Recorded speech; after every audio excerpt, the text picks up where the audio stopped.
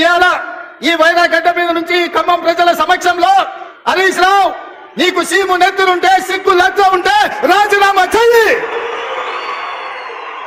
నువ్వు కూడా నీ మామలాగనే సిగ్గు లేనోనివైతే ఏట్ల దుంకి సావు అని చెప్పి నేను ఈ సందర్భంగా చెప్పదలుచుకున్నా.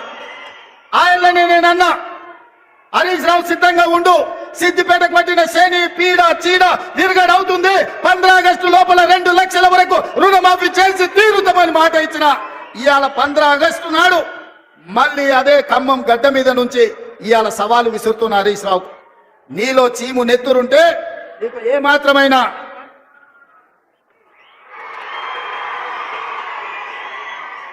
నీకు ఏమాత్రమైన సిగ్గు శరం ఉంటే రాజీనామా చెయ్యి.